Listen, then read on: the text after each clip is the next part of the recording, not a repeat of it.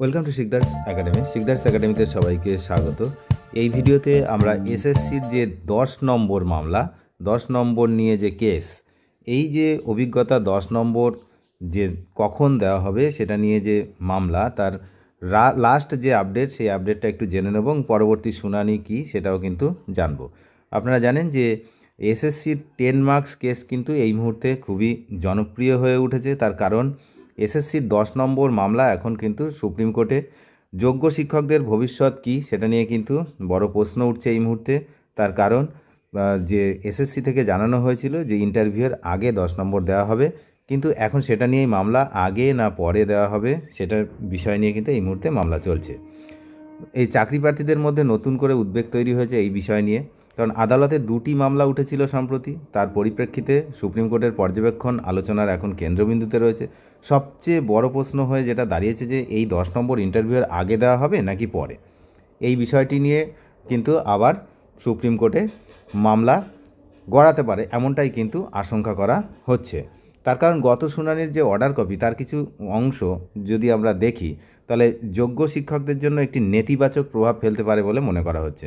অর্ডারে এমন কিছু বিষয় উল্লেখ করা হয়েছে যার ফলে ইন্টারভিউয়ের আগে এই 10 নম্বর কেড়ে নেওয়া হতে পারে। যেহেতু সম্পূর্ণ ফলাফল এই রিট যে পিটিশন, তার যে কপি, তার উপরে নির্ভরশীল, তাই এই পর্যবেক্ষণ অত্যন্ত কিন্তু গুরুত্বপূর্ণ। চাকরি প্রার্থীরা সকলেই সরকারি যে নোটিফিকেশান সেটা দেখেই কিন্তু পরীক্ষায় বসেছিলেন।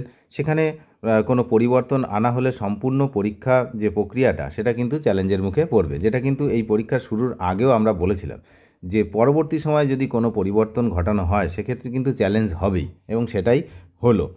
তো যদি নিয়োগ সংক্রান্ত যে গেজেট সেটা পরিবর্তন করা হয়, তবে সম্পূর্ণ এসএসসি পরীক্ষা প্রক্রিয়াটি নতুন করে আইনি যে চ্যালেঞ্জ তার সম্মুখীন হতে পারে। যোগ্য শিক্ষকরা এই বিষয়টি সহজে কিন্তু ছেড়ে দেবেন না, কারণ রাজ্যপাল এবং বিধানসভা দ্বারা সমর্থিত একটি গেজেটে পরিবর্তন আনা একটি অত্যন্ত গুরুত্বপূর্ণ বিষয়। এর আগেও 2016 সালের ইন সার্ভিস টিচারদের 10 নম্বর দেওয়ার বিষয়টি আদালতে চ্যালেঞ্জ করা হয়েছিল, যেখানে পিটিশনাররাই 10 নম্বর দেওয়ার বিরুদ্ধে কিন্তু সওয়াল করেছিলেন। তো এখন বিষয় হচ্ছে গোপা বিশ্বাস এবং অরুণিমা পাল যে মামলা, তো সেই মামলা কি হচ্ছে না, অরুণিমা পাল মামলার রিট কপির 12 নম্বর পেজে স্পষ্টভাবে লেখা আছে যে 2016 সালের আপার প্রাইমারি নিয়োগের গেজেট নোটিফিকেশানে টিচিং এক্সপিরিয়েন্সের জন্য নম্বরের কোনো উল্লেখ ছিল না, কিন্তু 2022 সালের নিয়ম অনুযায়ী এই টিচিং এক্সপিরিয়েন্সের মার্কস আগেই অরুণিমা পাল মামলায় চ্যালেঞ্জ করা হয়েছিল। আর সঞ্জয় কুমার দলুই মামলা, সেটা কি না, পূর্ণিমা পালের মামলার মতোই সঞ্জয় কুমার দলুইয়ের মামলাতেও কিন্তু এই 10 নম্বর দেওয়ার বিষয়টি সুপ্রিম কোর্টে চ্যালেঞ্জ করা হয়েছিল। তাহলে এগুলো পূর্ববর্তী, এই পূর্ববর্তী মামলাগুলোর পরিপ্রেক্ষিতে আশা করা যাচ্ছে যে এই 10 নম্বর দেওয়া নিয়ে কোনো সমস্যা হবে না, কিন্তু মূল যে বিতর্কটি সেটা হচ্ছে আগে দেওয়া হবে নাকি পরে দেওয়া হবে ইন্টারভিউয়ের। তো এখন কিন্তু গত যে শুক্রবার, অর্থাৎ গতকাল, তার আগের দিন অমৃতা সিনহার যে মামলা, যে অর্ডার কপি, তার একটি নির্দিষ্ট প্যারাগ্রাফ রয়েছে যেখানে যোগ্য শিক্ষকদের উদ্বেগ বাড়িয়েছে। সেখানে স্পষ্টভাবে বলা আছে এই নম্বর ইন্টারভিউয়ের আগেই দিতে হবে, গেজেটে যেমনভাবে বলা হয়েছে। যদিও এই মামলাটি ডিভিশন বেঞ্চ বা সুপ্রিম কোর্টে যায়, তবে কিন্তু একটি স্থায়ী মীমাংসা আসবে এমনটাই কিন্তু মনে করা হচ্ছে। তবে যোগ্য শিক্ষকদের পক্ষে যাওয়ার সম্ভাবনা বেশি, তার কারণ এর আগেও এটা নিয়ে হাইকোর্টে অনেকবার কথা হয়েছে।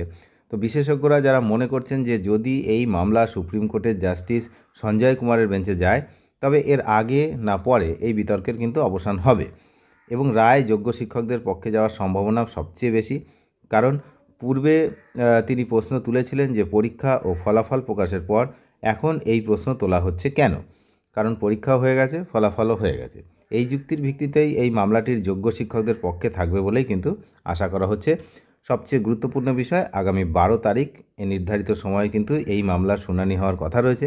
তো সেদিকেই তাকিয়ে আছেন সকলে। এখন সবচেয়ে বড় বিষয় ইন্টারভিউয়ের আগে 10 নম্বর দেওয়া হবে নাকি পরে দেওয়া হবে, এই নিয়ে কিন্তু এই বিতর্ক চলছে। এখন দেখা যাক এই বিতর্কের অবসান ওই 12 তারিখের শুনানিতে কিছু হয় কিনা, সেদিকে আমরা নজর রাখছি, আপনারা নজর রাখবেন। চ্যানেলে যারা নতুন তারা অবশ্যই চ্যানেলটিকে সাবস্ক্রাইব করে সঙ্গে থাকবেন। ধন্যবাদ।